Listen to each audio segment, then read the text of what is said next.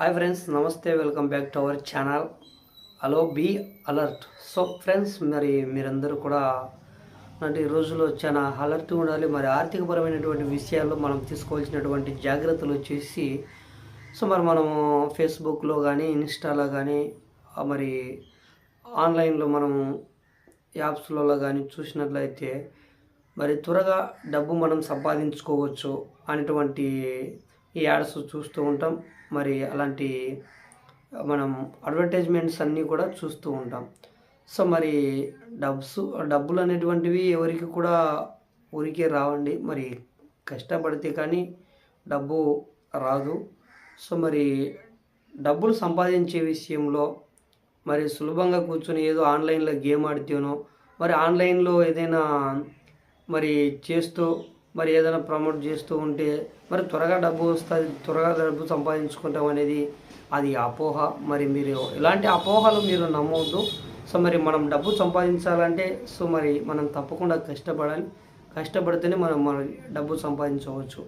So మరి ఈ విధంగా ఆన్లైన్లో మరి బెట్టింగ్స్ ఆడుతూ మరి ఆన్లైన్లో మరి గేమ్స్ ఆడుతూ మరి స్పిన్ చేసేటువంటి కొన్ని స్పిన్ చేస్తే డబ్బు సంపాదించవచ్చు అనేటువంటి యాప్స్ అవి ఉన్నాయి. సో మరి అలాంటి మోసపూరితమైనటువంటి మరి యాప్స్కు మీరందరూ కూడా దూరంగా ఉండండి.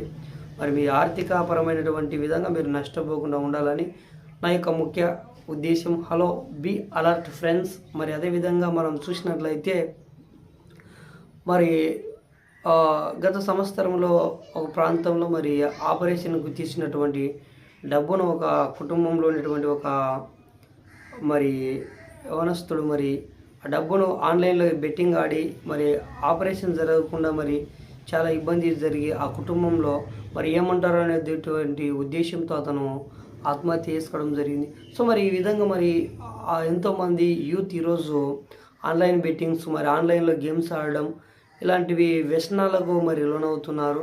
సో మొబైల్ అనేటువంటిది మన యొక్క అభివృద్ధికి ఉన్నతికి ఏదైనా అవసరాలకు అత్యవసరాలకు వాడుకునేటువంటి ఒక వస్తువు. మరి ఆ డబ్బు సంపాదించడానికి మరి ఆన్లైన్ బెట్టింగ్స్ కోసము మరి అసాంఘిక కార్యకలాపాలు చేయడానికి మరి ఇది ఎంతగానో ఉపయోగించేటువంటి వస్తువు కాదని నేను మరి తెలియజేస్తూ ఉన్నాను.